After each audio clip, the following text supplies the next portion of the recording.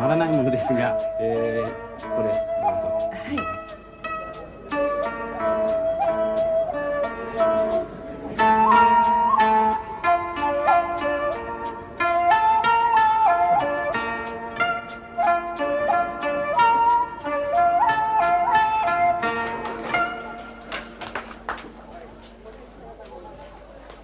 Ritual is fundamental to the Japanese way of life.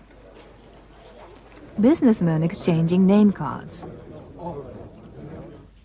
A villager making an offering to her ancestors.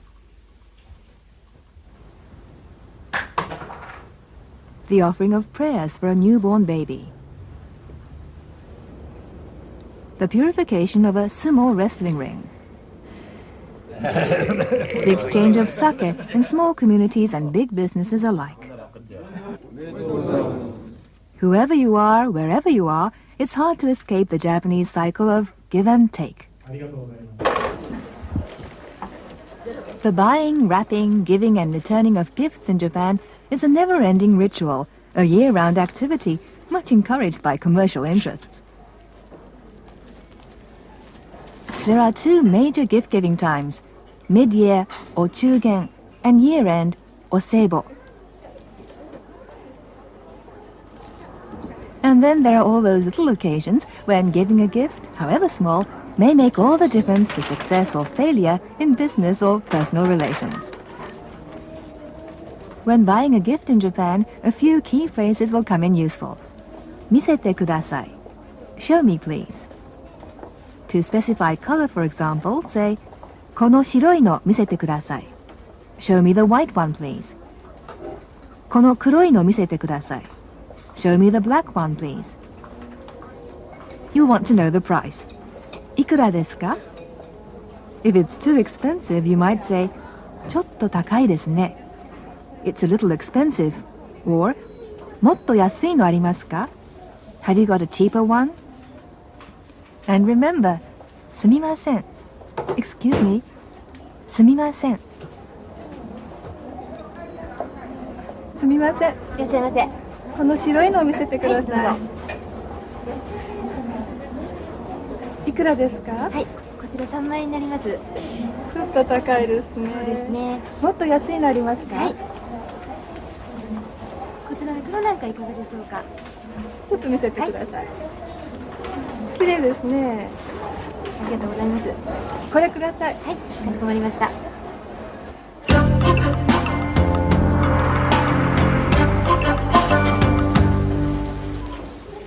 One of the biggest gift-giving occasions in Japan is the Oseibo season, end of year.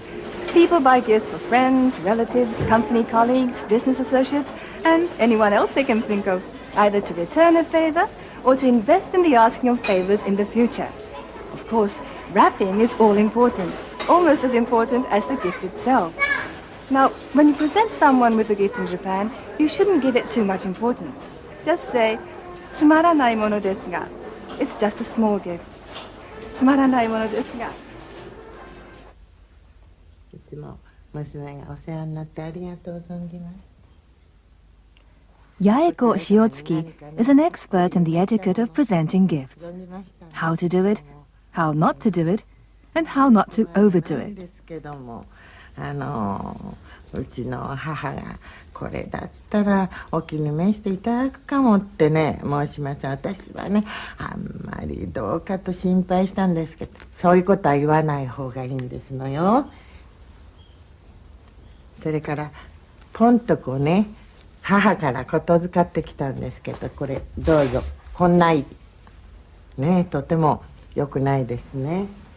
やはりもう気持ちをねありがたい感謝 Thanks for everything ですかわからないけども、そういうこの気持ちを相手に出すということがワンポイントね。In a Tokyo suburb, Teruko Sakai has brought a gift for a former teacher. ごめんください。はい。いらっしゃいませ。どうぞ。失礼します。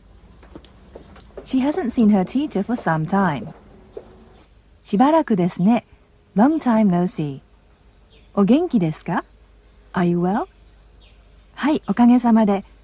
Yes, thanks to you. どうぞ。しばらくですね。お元気ですか。はい、おかげさまで。よろしければ。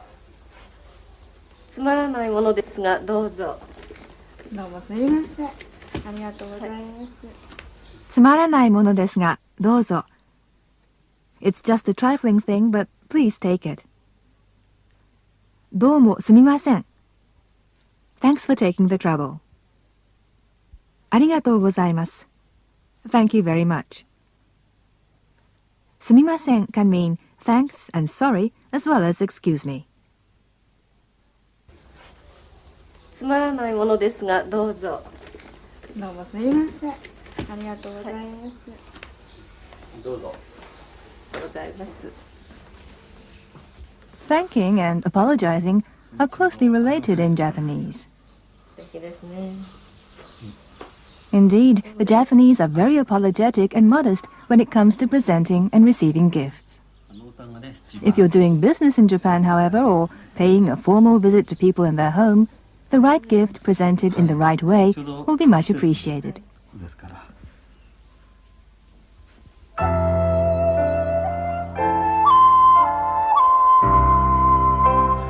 The cycle of debt and obligation, thanking and apologizing, is like the cycle of gift-giving itself, never-ending. The bonds of give and take run through Japanese society from the biggest city to the smallest village. The cycle even goes back to one's ancestors.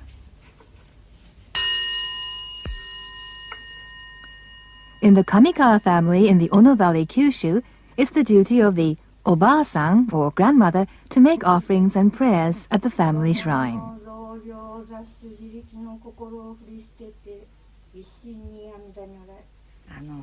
福岡の方の学校をね出て、そのまんまこっち来たもんですから、とっても厳しかったです、こちらの生活がね。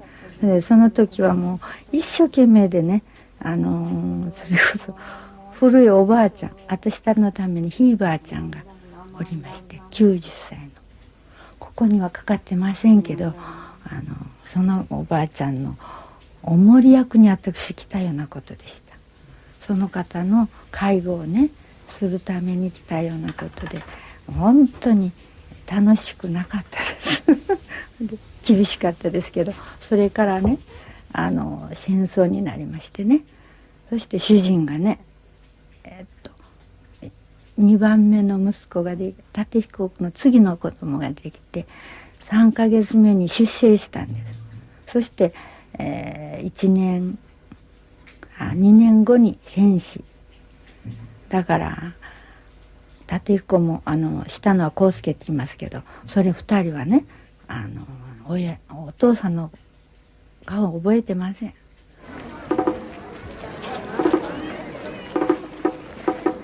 Respect for ancestors is mainly a Buddhist tradition carried out in the home. But many Japanese also pay regular visits to a Shinto shrine.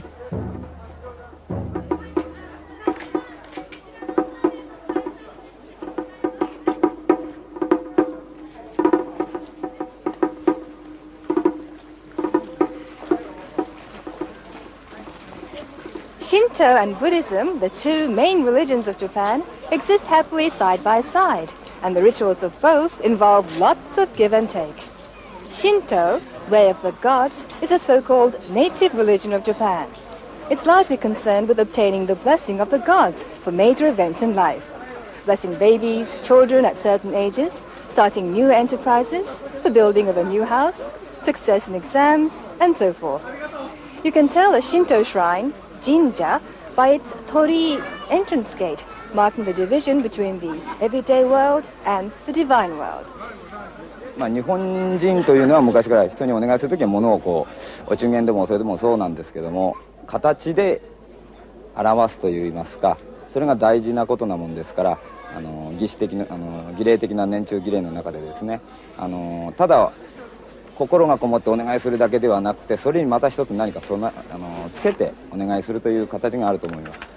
お賽銭も一応今の場合はお金ですけども、そういう形で、形を表してお願いするというようなのが残っていると思いますけども。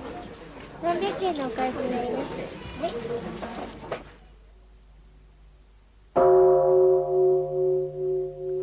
If Shinto is concerned with marking the main events in life, such as weddings and the birth of children, the rituals of Buddhism have more to do with death, and as we've seen, the veneration of ancestors. A Japanese funeral is usually a Buddhist ceremony.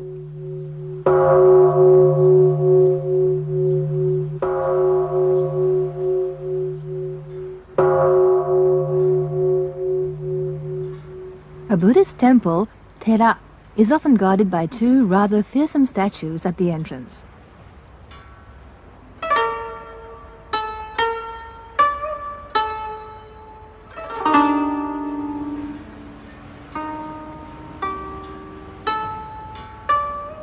The kanji, or Chinese character for a Buddhist temple, is derived from two symbols meaning government office.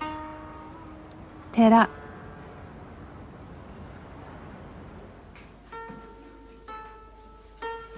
Many government officials were priests, those who knew best how to read and write.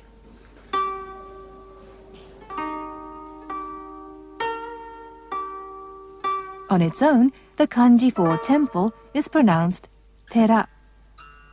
When part of another word, it becomes ji. For example, the largest, most famous temple in Nara is Todaiji, Great Temple in the East. A closely related kanji is the one for time, a combination of the kanji for sun with the character for temple, giving the kanji the sound of ji and meaning time. Ichiji, 1 o'clock.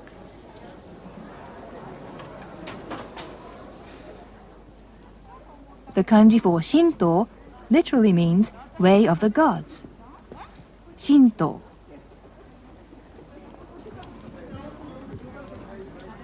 The character Shin or Jin can also be pronounced Kami, meaning God, as for example in the name of our family in Kyushu, Kamikawa, or River of God. Kamikawa.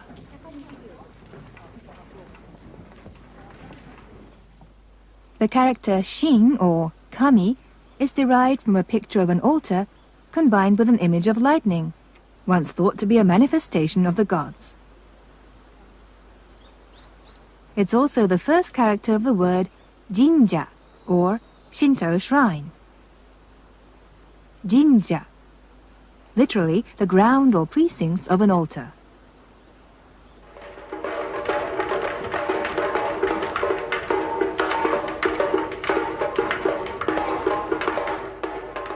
It's traditional for a sumo wrestling tournament to be opened with a Shinto ceremony, Dohyo Matsuri, the blessing and purification of the ring.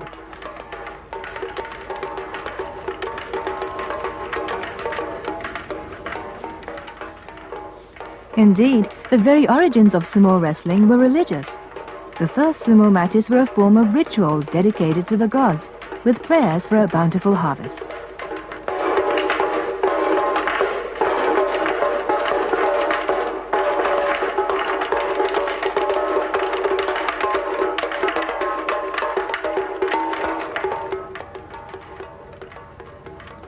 Sumo was originally performed within the precincts of a Shinto shrine, and sometimes still is.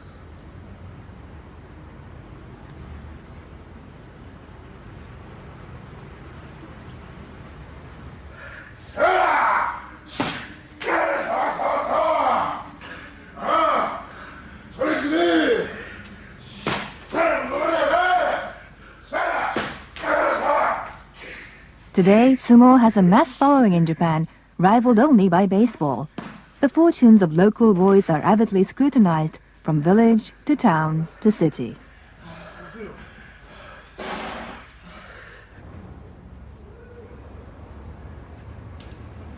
One local boy who tried to make it in the tough world of sumo came further than most. He's from Kent in England, the first European to try his hand at sumo. His name, Nathan Strange.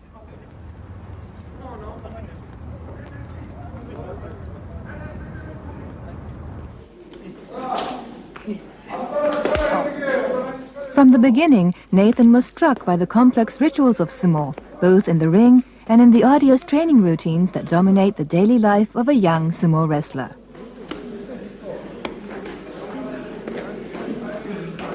Well, most people in England think that it's just great big fat people rushing about a small ring, but it's a lot more to it than that.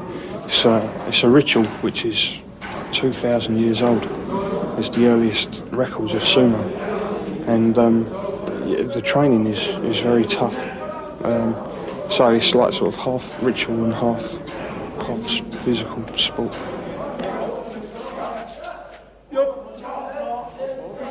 We clap our hands to attract the attention of the gods, to rub them as a samurai used to do before a battle, stamp the feet to drive out the evil demons, and throw salt to purify the ring. That's the basic kind of ritual.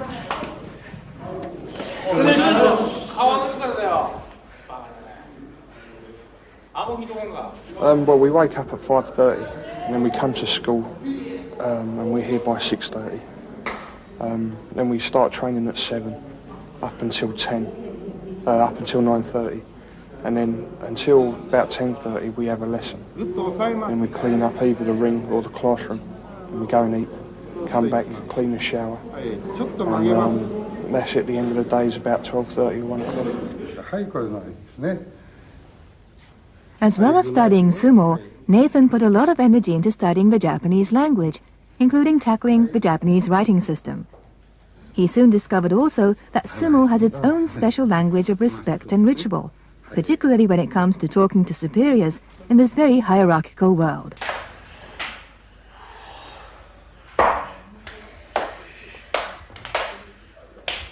Yeah, in sumo we have a special respect language that you have to use to your elders and superiors. Like Chandis is a word which is used the most frequently. It's like means sort of please when you're about to receive something. And Domo Chandista, which means thank you very much. We have Otsukari Sunday Gozaimasu, which you say to a senior when they return home, or if you go home and seniors are waiting, you bow and say that. And Oseki Go Chandis, which is if you take a shower or you eat before people of higher rank than you. Though the only European in this particular sumo stable, Nathan found himself up against a strong Hawaiian contingent. Well, I don't get on too well with the Hawaiians because, you know, there's two major groups. There's Japanese and Hawaiians in our stable, and I'm English, so I'm in the middle of them. I have the most contact with the Hawaiians, but I try and associate with the Japanese more to try and learn, you know, my Japanese better.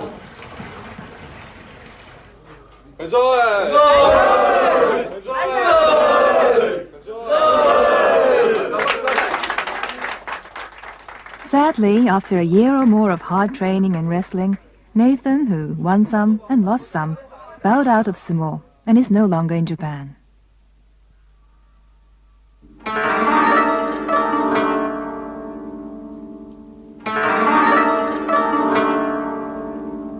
One man who made it in his chosen career and is still in Japan after 10 years is designer Michael Follen.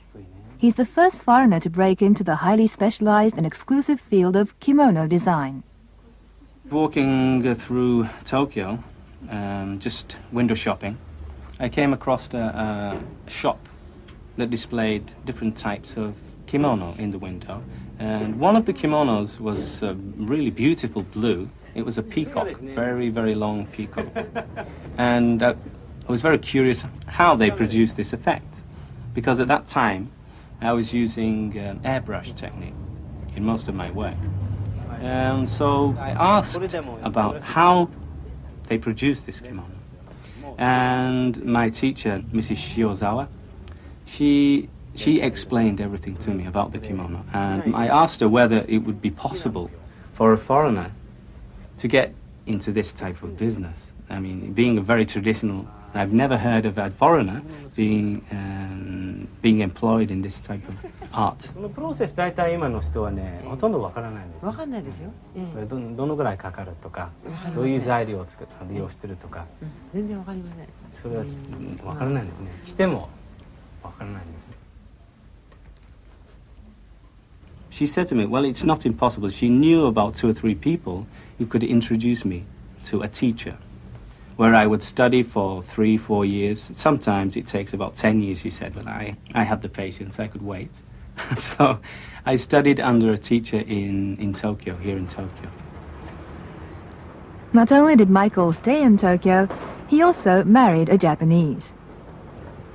His wife often accompanies him on shopping expeditions to buy the tools of his trade. おはようございます。お元気ですか？久しぶりですね。 Remember, お元気ですか? Are you well? 久しぶりですね. That's another way of saying long time no see.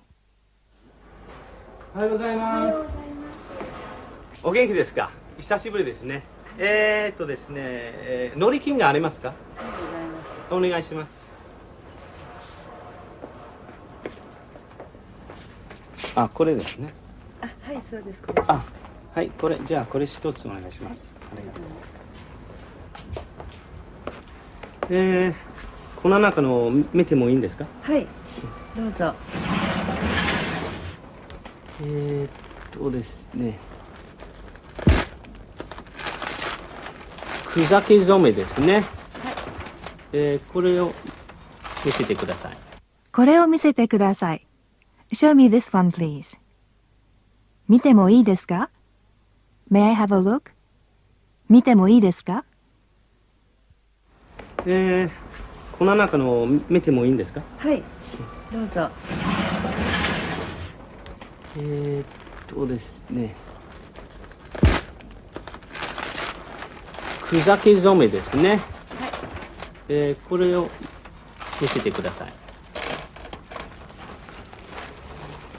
ああ、これウコンですか？はい。ウコンですね。お花ですね。あともうちょっと柄が大きい方がありますか？はい、あります。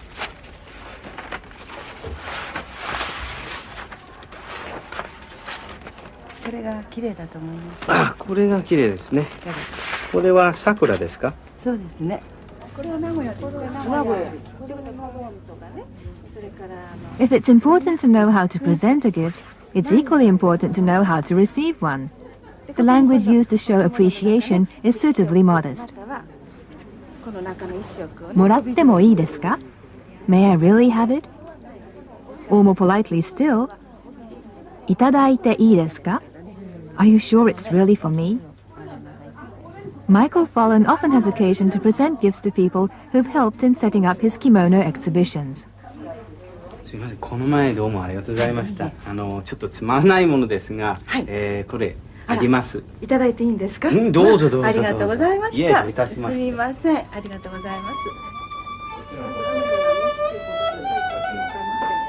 す。Everything is an adventure. I mean, in Japan, the way you sit, the way you enter into the house, the food, the total environment, everything is very different.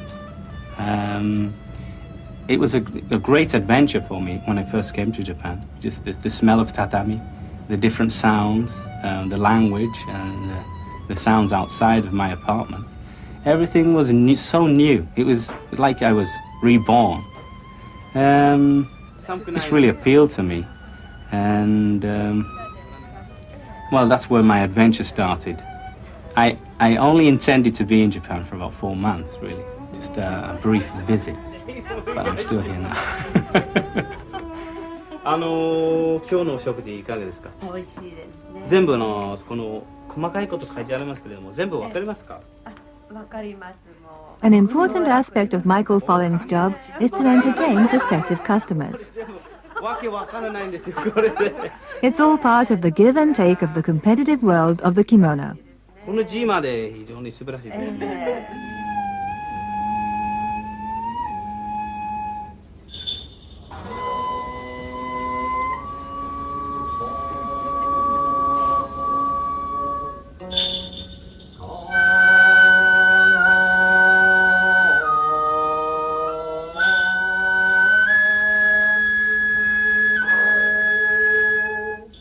A Japanese wedding begins with a Shinto ceremony.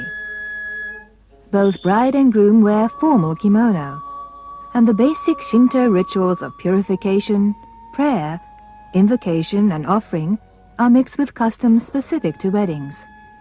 The exchange of rings, the recitation of wedding vows, and the sharing of sake cups.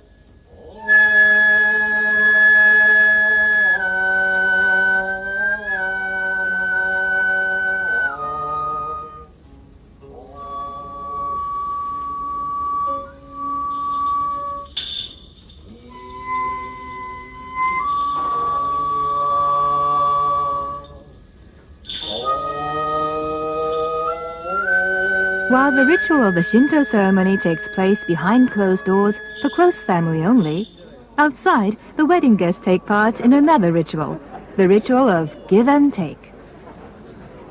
Gifts are often formally wrapped in ornate silk scarves. Large amounts of cash are presented for the happy couple in crisp new notes, wrapped stylishly in special envelopes, decorated in red, silver, and gold.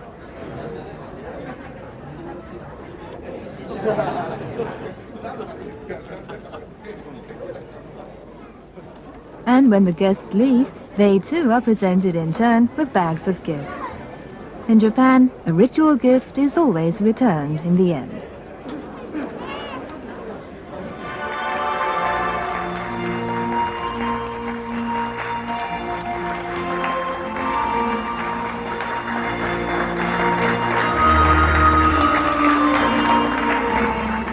Japanese weddings have become thoroughly commercial affairs, conducted at great cost. Courtesy of the wedding industry, the young couple are stars in their very own elaborate production. Stars for just a day.